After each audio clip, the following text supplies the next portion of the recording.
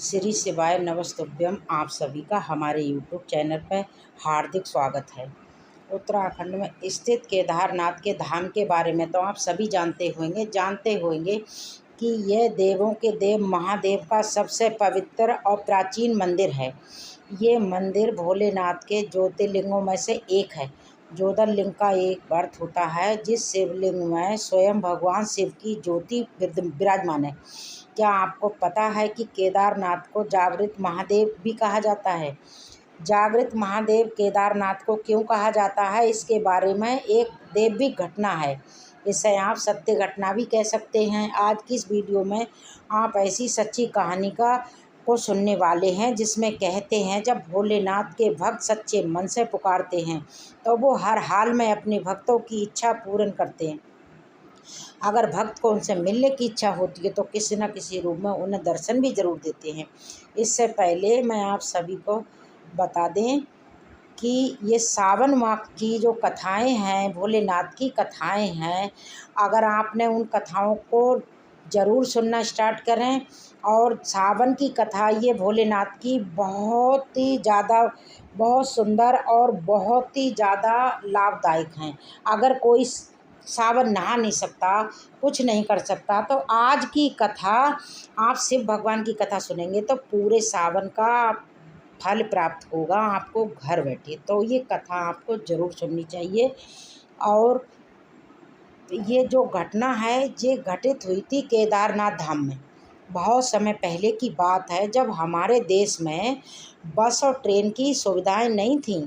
लोगों को पैदल ही सफ़र करना होता था। जो लोग आर्थिक रूप से सक्षम नहीं थे तो वो पैदल ही यात्रा करते थे, लेकिन धनवान लोग गाड़ी से या घोड़े से यात्रा करते थे। उसी समय एक अत्यंत निर्धन शिव भक्त था। भगवान केदारनाथ के ज्योतिर्लिंग के दर्शन करना चाहता था और पैदल ही अपनी यात्रा प्रारंभ कर दी। रास्ता तो पता नहीं था, तो रास्ते में जो लोग भी मिलते उन्हीं से वो केदारनाथ की ओर को आगे बढ़ता गया। मन में भगवान शिव के दर्शनों की बहुत अभिलाषा थी। भगवान शिव का परम भक्त था। घर पर भी नियमित रूप से भोलेनाथ की पूजा किया करता था। जब वो अपने घर से निकला तो उसके घर से काफ़ी दूर आ गया। केदारनाथ बहुत दूर था।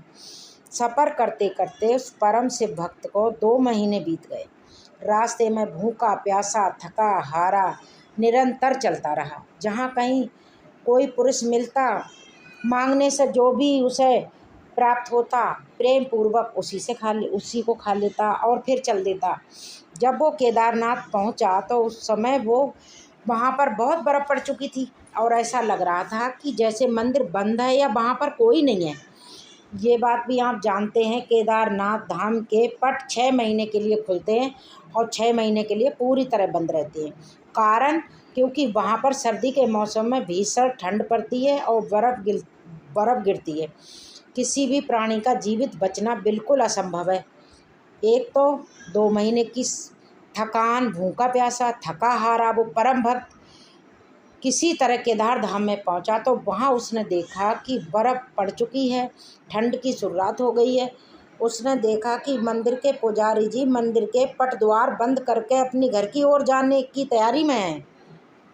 वो तुरंत अपने अंदर सारी शक्ति समेट के किसी तरह पुजारी के पास पहुंचा। पुजारी जी के पास पहुंचा, पुजारी जी से निवेदन करा कि पुजारी जी तब तक पट बंद कर चुके थे। पुजारी जी से आग्रह किया कि एक बार पुजारी जी मुझे केदारनाथ महादेव के दर्शन करवा दो। मैं बड़ी मुश्किल से किसी प्रकार पैदल यात्रा करके यहाँ तक पहुँचा हूँ। पुजारी जी मुझ पर इतनी कृपा तो कीजिए। लेकिन पुजारी जी उससे कहने लगे कि बेटा अब तो मंदिर के पट बंद हो गए हैं और 6 महीने के बाद ही खुलेंगे। एक काम करना, तुम 6 महीना के बाद आना। वैसे भी आप पट तो बंद हो ही चुके हैं। ऐसे में 6 महीने के बाद पूरे विधि विधान के साथ ये द्वार खोले जाएंगे, इसलिए अब तुम 6 महीना के बाद ही आना। बाबा के दर्शन 6 महीना के बाद करना। पुजारी जी के मुँह से ऐसी बातें सुनकर उस शिव भक्त की आंखों में आंसू आ गए। मन ही मन बहुत दुखी हो गया। उसने सोचा कि इतने महीनों की कठिन तपस्या करके किसी तरह यहाँ पहुँचा और यहाँ आने के बाद उसे बाबा के दर्शन नहीं हुए। बड़ा दुखी हो गया। उसने फिर से पुजारी जी से आग्रह किया और पैर पकड़ लिए, गिड़गिड़ाते हुए बोला, महाराज मैं बहुत दूर से आया हूँ, मुझ पर थोड़ी सी कृपा कीजिए। बस मेरे बाबा के एक बार दर्शन करा दीजिए, मैं चला जाऊंगा। मैं समझूंगा मेरा जीवन धन्य हो गया। मैं 2 महीना पैदल चल के जगह जगह भटक के ही आया हूँ। ऐसा लगता था जैसे मैं जीऊँगा ही नहीं, मगर बाबा के दर्शन की इच्छा ने मुझे जीवित रखा है। मुझे एक बार बाबा के दर्शन करा दीजिए। लेकिन पुजारी जी ने उसकी एक नहीं सुनी और कहा कि अगर दर्शन करना है बेटा तो 6 महीना के बाद ही आना पड़ेगा। अगर तुम वापस नहीं जा सकते तो यहीं रुक जाओ। लेकिन ध्यान रखना, इस ठंड में और बर्फ़ में यहाँ एक रात भी नहीं रह ठहर पाओगे। इसलिए जीवित बचना चाहते हो तो वापस चले जाओ। यदि जीवित रहोगे तो दोबारा से आके दर्शन कर लेना। इस समय तो हम पट बंद कर चुके हैं, अब नहीं खुलेंगे। अगर कोई धनवान व्यक्ति होता तो पुजारी जी पट खोल भी देते। द्वार कैसे खोलते? ये तो बहुत निर्धन था, बहुत निर्धन था। उसके लिए भला कौन पट खोलने के लिए बैठा है? पुजारी जी ने उसे जाने के लिए कह दिया। उधर पुजारी जी भी चले गए। पुजारी जी के जाने के बाद निर्धन से भक्त बहुत उदास दुखी होकर मंदिर के बाहर बैठ के रोने लगा। उसने एकाएक मन बना लिया कि अब तो मैं बिना दर्शन किए यहाँ से हिलूंगा भी नहीं। मैं घर वापस जाऊंगा ही नहीं, चाहे मुझे 6 महीने यहीं पर क्यों ना रहना पड़े। उसे अपना महादेव पर पूरा विश्वास था। उसे विश्वास था कि महादेव कोई ना कोई लीला अवश्य दिखाएंगे और उसे दर्शन भी जरूर देंगे और वो बाबा के दरबार पे दर्शन जरूर करेगा। मन में ऐसा निश्चय करके, और निश्चय कोई आसान नहीं था, पक्का विश्वास था, पूर्ण विश्वास था उसे।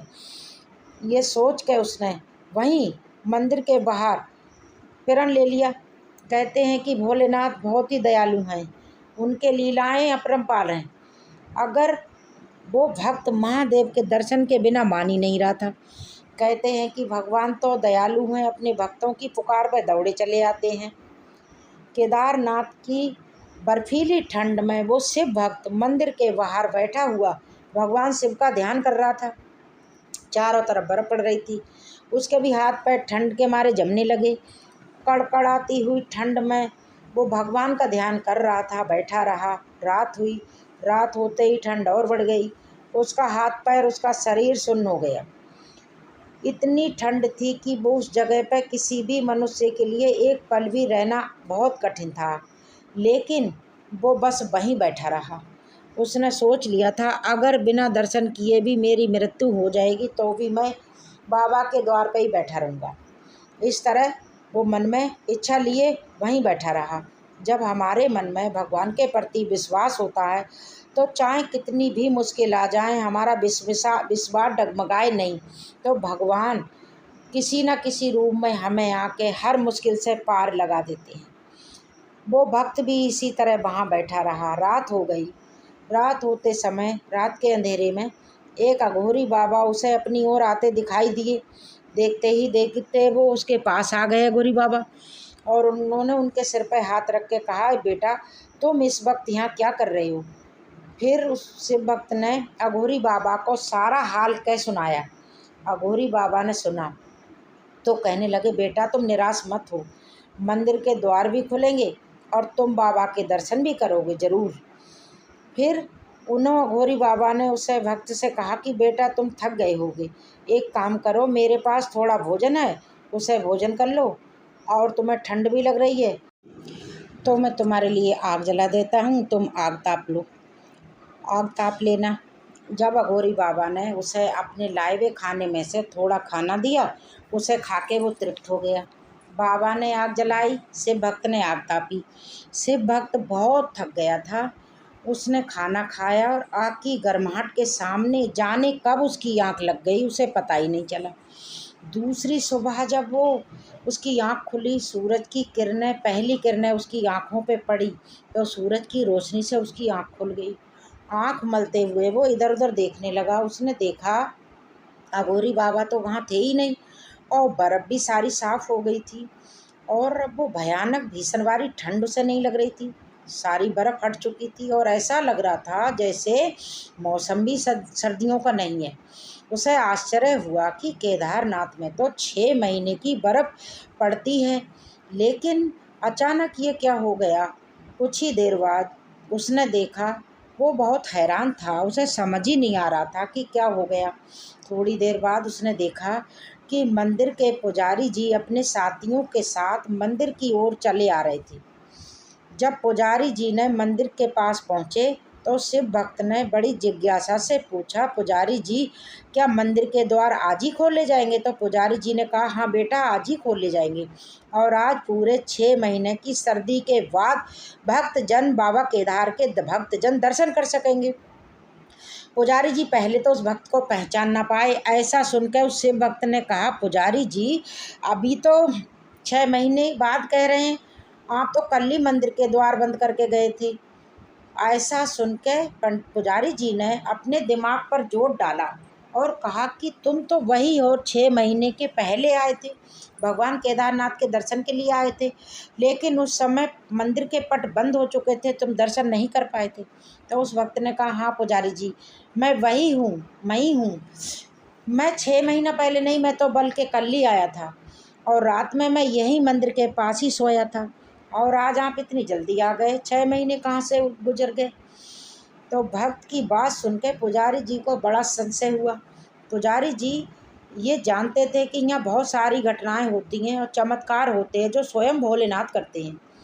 उस भक्त की बात सुनकर पुजारी जी को संदेह हुआ तो पुजारी जी ने भक्त से पूछा, बताओ तो तुम्हारे साथ रात में क्या हुआ था?